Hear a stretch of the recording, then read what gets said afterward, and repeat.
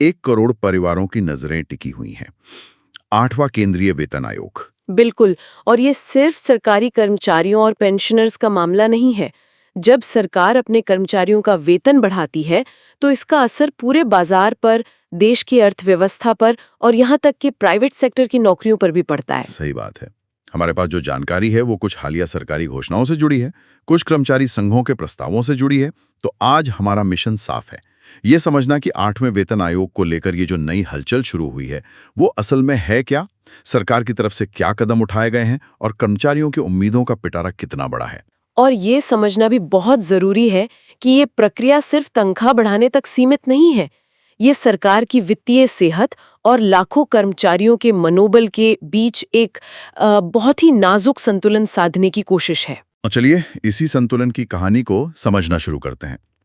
सबसे पहली और सबसे बड़ी खबर यह है कि सरकार ने अब पर्दे के पीछे की तैयारियों को सबके सामने रख दिया है। 8वें वेतन आयोग की आधिकारिक वेबसाइट AIDSPCP.gov.in लॉन्च हो गई है। हाँ, यानी गाड़ी अब औपचारिक तौर पर चल पड़ी है। और ये सिर्फ एक वेबसाइट का लॉन्च नहीं है, इसके साथ ही सरकार ने एक तरह से गेंद कर्मचारियों, विशेषज्ञों और आम जनता के पाले में डाल दी है।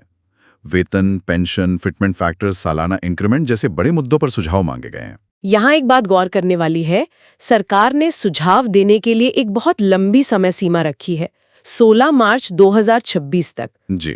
मतलब लोगों के पास सोचने, समझने और अपनी बात रखने के लिए लगभग 2 साल का वक्त है। लेकिन इसमें एक पेंच है। हाँ, और वो पेच है सुझाव भेजने का तरीका। सरकार ने साफ कर दिया है कि कोई भी सुझाव सिर्फ MyGov पोर्टल पर दी गई एक प्रश्नावली के जरिए ही भेजा जा सकता है। अच्छा। ईमेल, चिट्ठी या कोई और तरीका मान्य नहीं होगा। लेकिन सिर्फ MyGov पोर्टल ही क्यों? मेरा एक सवाल है, क्या इससे देश के दूर-दराज इलाकों में बैठे वो पेंशनर्स या कर्मचारी पीछे नहीं छूट जाएंगे, जो शायद तकनीक के साथ उतने सहज नहीं हैं? क्या ये एक तरह की बाधा नहीं है? सवाल बहुत वाजिब है। देखिए, इसका एक पहलू तो ये है कि सरकार शायद पूरी प्रक्रिया को मानकीकृत मतलब स्टैंडर्डाइज करना चाहती है। जब लाखों सुझाव एक ही फॉर्मेट में आते हैं तो उनका विश्लेषण करना, डेटा निकालना और पैटर्न समझना आसान हो जाता है। लेकिन इसका दूसरा पहलू, जैसा आपने कहा, यह है कि एक बड़ी आबादी जो डिजिटल रूप से उतनी साक्षर नहीं है, वो इस प्रक्रिया से बाहर रह सकती है।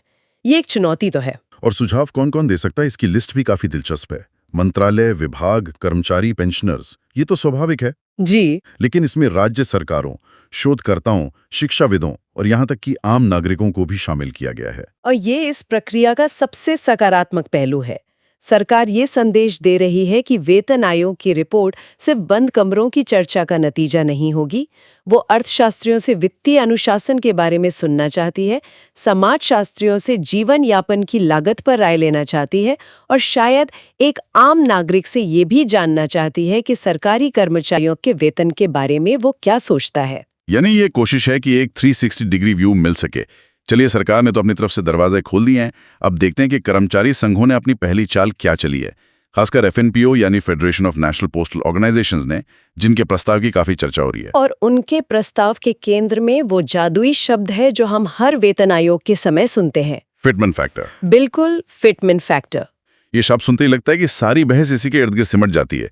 तो इस बार की मांग क्या है? FNPO का कहना है कि मौजूदा फिटमेंट फैक्टर जो 3.0 बताया जा रहा है, उसे बढ़ाकर 3.25 कर दिया जाना चाहिए। 3.25। जी। सुनने में ये सिर्फ 0.25 का फर्क लगता है, लेकिन इसका असर बहुत बड़ा है। तो ये फिटमेंट फैक्टर एक तरह का मैजिक नंबर है जो पुरानी सैलरी को एक झटके में नई बना देता है? हाँ, बिल्कुल। आप इसे एक अपग्रेड बटन समझ सकते हैं। सरकार ये बटन दबाती है और आपकी मौजूदा बेसिक सैलरी इस फैक्टर से गुणा होकर कई गुना बढ़ जाती है। अच्छा। मान लीजिए आपकी बेसिक सैलरी 20,000 रुपए है, तो 3.0 के फैक्टर पर वो 60,000 हो जाएगी और 3.25 पर 65,000। इसीलिए सारी लड़ाई इसी नंबर पर होती है कि ये बटन सैलरी को कितना अपग्रेड करेगा। समझ गया। फिटमेंट फैक्टर के अलावा एक और बड़ी मांग है जो हर कर्मचारी की जेब पर हर साल असर डालती है, सालाना इंक्रीमेंट। अभी ये 3% है और FNPO ने इसे बढ़ाकर 5% करने का सुझाव दिया है। और ये 5% की मांग सिर्फ ज्यादा पैसे के लिए नहीं है। अगर हम पिछले कुछ सालों की तेज महंगाई दर को देखें तो 3.2% की सालाना बढ़ोतरी असल में कर्मचारियों की खरीदने की शक्ति को बढ़ा नहीं रही थी, बल्कि उसे घटने से बमुश्किल रोक पा रही थी। सही बात है। तो ये मांग एक तरह से महंगाई से हुए नुकसान की भरपाई करने की कोशिश भी है। ये एक बहुत महत्वपूर्ण बिंदु है। तो मांगे साफ हैं, फिटमेंट फैक्टर 3.25 और इंक्रीमेंट 5%। अब उस सवाल पर आते हैं जिसका सबको इंतजार है। अगर ये मांगे मान ली जाती हैं तो इसका मतलब क्या है? एक कर्मचारी के हाथ में कितना पैसा आएगा? हमारे पास एक अनुमान है जो लेवल 1 के कर्मचारी के उदाहरण पर आधारित है, मतलब वो जो सरकारी नौकरी में सबसे शुरुआती पद पर आता है। लेवल 1 जिसकी मौजूदा बेसिक सैलरी 18,000 रुपए है। जी, इस पर अगर 3.25 का फिटमेंट फैक्टर लगता है तो नई बेसिक सैलरी होगी 58,500। जी, 58,500 रुपए। ये 3 गुना से भी ज्यादा की छलांग है। उसके लिए 58,500 का मतलब है कि वो शायद अपने बच्चों को बेहतर स्कूल भेज पाए बिल्कुल या पहली बार कोई छोटी मोटी बचत कर पाए। बिल्कुल इसका असर सिर्फ सैलरी स्लिप पर नहीं, पूरी जिंदगी की गुणवत्ता पर पड़ता है। बिल्कुल। लेकिन कहानी में एक और दिलचस्प मोड़ है।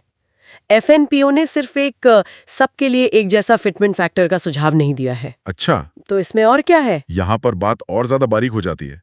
एफएनपीओ ने मल्टी लेवल फिटमेंट फैक्टर का सुझाव दिया है। Multi level fitment factor? हाँ, इसका मतलब है कि हर किसी के लिए एक ही मल्टीप्लायर ना हो, बल्कि अलग अलग वेतन स्तर के कर्मचारियों के लिए अलग अलग फिटमेंट फैक्टर हो। ये तो काफी प्रगतिशील सोच लगती है। तो ये ढांचा कैसा दिखता है? उनके प्रस्ताव के मुताबिक लेवल 1 से 5 तक यानी ग्रुप सी और डी के कर्मचारियों के लिए फिटमेंट फैक्टर 3.00 रखने का सुझाव है। ओके, फिर लेवल 6 से 12 के लिए इसे थोड़ा बढ़ाकर 3.05 से 3.10 के बीच रखने का प्रस्ताव है।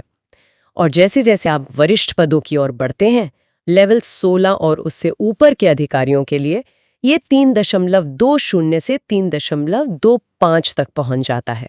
इसका मतलब ये है कि वे चाहते हैं कि वेतन वृद्धि का लाभ निचले स्तर के कर्मचारियों को भी भरपूर मिले, लेकिन वरिष्ठ अधिकारियों को उनके अनुभव और जिम्मेदारियों के हिसाब से थोड़ी और ज्यादा बढ़त मिले। जी, यही तर्क है। तो इस नए मल्टी लेवल सिस्टम के आधार पर अगर हम देखें तो सैलरी के आंकड़े कैसे दिखते हैं? इस नए ढांचे के हिसाब से लेवल 1 की बेसिक सैलरी 54,000 रुपए हो जाएगी, जो 18,000 को 3.00 से गुणा करने पर आती है। और लेवल 5 पर? लेवल 5 पर यह लगभग 87,600 रुपए तक पहुंच सकती है। और अगर हम ग्रुप ए की एंट्री लेवल यानी लेवल 10 की बात करें, जहां से अधिकारी वर्ग शुरू होता है, हाँ, तो बेसिक सैलरी 1,73,000 तक हो सकती है। 1,73,000? और अगर हम पदानुक्रम में सबसे ऊपर जाएं, यानी लेवल 18 जो कैबिनेट सेक्रेटरी का स्तर है, तो उनकी अनुमानित बेसिक सैलरी 8.12 लाख हो सकती है। एक मिनट, लेवल 18 पर बेसिक सैलरी 8 लाख से ज्यादा? ये तो बहुत बड़ा आंकड़ा है। क्या वाकई में इतना बड़ा उछाल संभव है या ये सिर्फ संघों की एक शुरुआती मांग है ताकि मोलभाव की गुंजाइश बनी रहे? देखिए, ये निश्चित रूप से एक शुरुआती मांग है। कर्मचारी संघ हमेशा अपनी मांगें थोड़ी बढ़ाकर ही रखते हैं, लेकिन ये आंकड़े दिखाते हैं कि वेतन आयोग की सिफारिशों का असर कितना व्यापक और गहरा हो सकता है। अब सवाल ये उठता है कि इन बड़ी बड़ी मांगों का आधार क्या है? ये आंकड़े हवा में तो नहीं आए होंगे? हाँ, यही मेरा अगला सवाल था। कोई भी सरकार इतने बड़े वित्तीय बोझ को सिर्फ इसलिए स्वीकार नहीं करेगी क्योंकि संघ मांग कर रहे हैं। उनके पास कोई ठोस तर्क तो होगा। और उनके पास है। एफएनपीओ ने दावा किया है कि उनका ये पूरा प्रस्ताव एक्रॉइड फॉर्मूला पर आधारित है। एक्रॉइड फॉर्मूला, ये नाम सुनने में काफी पुराना और अकादमिक सा लगता है। और है भी। ये आजादी के ठीक बाद के दौर का फॉर्मूला है। इसे डॉक्टर वॉलेस रूडल एक्रॉइड ने विकसित किया था, जो एक पोषण विशेषज्ञ थे। अच्छा, इसे बनाया ही इसलिए गया था ताकि ये वैज्ञानिक रूप से तय हो सके कि भारत में एक मजदूर को कम से कम कितना वेतन मिलना चाहिए ताकि वो अपने और अपने परिवार के लिए रोटी, कपड़ा और मकान जैसी बुनियादी जरूरतें पूरी कर सके। बहुत दिलचस्प। तो 1950 के दशक का एक फॉर्मूला जो एक मजदूर की न्यूनतम जरूरतों के लिए बना था, अब 21वीं सदी के केंद्रीय कर्मचारी का वेतन तय करने का आधार बन रहा है। बिल्कुल। और इसी फॉर्मूले का इस्तेमाल करके कर्मचारी संघ ये तर्क दे रहे हैं कि उनकी मांगें मनमानी नहीं है। वे कह रहे हैं कि हम बस ये सुनिश्चित करना चाहते हैं कि एक सरकारी कर्मचारी आज की महंगाई में अपने परिवार का भरण पोषण सम्मान के साथ कर सके, जैसा कि एक्रॉइड फॉर्मूले की मूल भावना थी। यह उनकी मांगों को एक नैतिक और तार्किक दोनों तरह का आधार देता है। ये तो साफ हो गया। तो अब तक हमने समझा कि सरकार ने प्रक्रिया शुरू कर दी है, सुझाव मांगे हैं, और दूसरी तरफ संघों ने फिटमेंट फैक्टर और इंक्रीमेंट को लेकर अपनी बड़ी मांगे एकरॉड फॉर्मूले का हवाला देते हुए सामने रख दी हैं। अब आगे क्या? इस कहानी में अगला पड़ाव कब आएगा? अगली महत्वपूर्ण तारीख है 25 फरवरी 2026। 2026? जी, इस दिन NCJCM यानी national council of joint consultative machinery की एक अहम बैठक होनी है।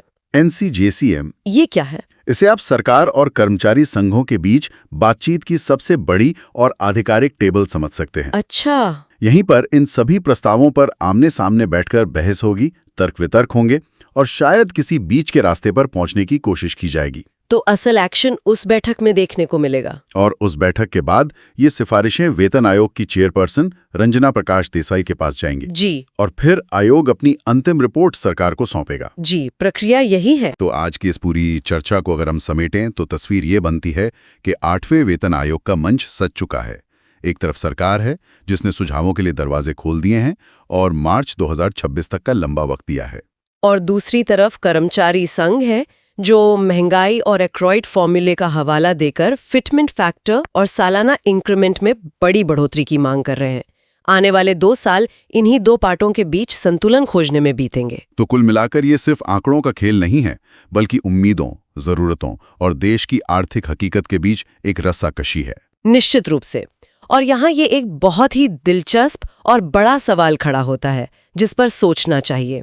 हमने बात की एक्रॉइड फॉर्मूला की, जो दशकों पहले की जरूरतों, कैलोरी, कपड़ा और घर का किराया के आधार पर बना था।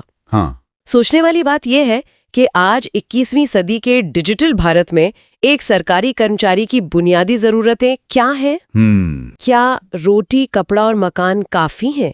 या आज की बुनियादी जरूरत में बच्चों की ऑनलाइन क्लास के लिए अच्छा इंटरनेट कनेक्शन, स्वास्थ्य के लिए बेहतर बीमा और भविष्य के लिए निवेश भी शामिल है? क्या पुराने फॉर्मूले आज की बदलती जीवन शैली, नए तरह की ज़रूरतों और मानसिक स्वास्थ्य जैसी चीज़ों को सही ढंग से दर्शा पाते हैं? ये एक सवाल है जो शायद इस वेतन आयोग के सामने सबसे बड़ी चुनौती बनकर खड़ा होगा। तो हेलो दोस्तों, उम्मीद करते हैं कि आपके सारे डाउट क्लियर हुए होंगे और ये वीडियो आपको अच्छी लगी होगी। वीडियो को अधिक से अधिक शेयर कीजिएगा जो लोग गवर्नमेंट जॉब में हैं या फिर किसी भी सेक्टर में हैं, चाहे आप आउटसोर्सिंग में हो, चाहे आप गवर्नमेंट एम्प्लॉई हो, चाहे केंद्र सरकार के हो, चाहे राज्य सरकार के हो। सभी का वेतन बढ़ना है। किसी का वेतन ऐसा नहीं है किसी का वेतन बढ़ेगा किसी का नहीं बढ़ेगा, केंद्र का भी बढ़ेगा, राज्य का भी बढ़ेगा। तो वीडियो को अधिक से अधिक शेयर कीजिए। जितने भी कर्मचारी हैं, जो लोग और तैयारी कर रहे हैं सरकारी कर्मचारी बनने के लिए, उनके लिए भी ये वीडियो शेयर कीजिएगा ताकि उन्हें कोई अच्छा मोटिवेशन मिल सके। और FNPO ने जो पुराने फार्मूले का दिया है हवाला, मुझे लग रहा है कि एक नया फार्मूला इसमें ऐड होना चाहिए। जैसा कि वीडियो में बताया गया है कि आज की मूलभूत इकाइयाँ दूसरी हैं, ऑनलाइन क्लासेस हैं, बहुत सारी चीज़ें बढ़ गई हैं, तो वेतन में वृद्धि अधिक से अधिक होनी चाहिए। पहले के फार्मूले और आपके फार्मूले में अंतर है। वीडियो अच्छी लगी तो लाइक सब्सक्राइब करें। Thanks for watching. जय हिंद दोस्तों।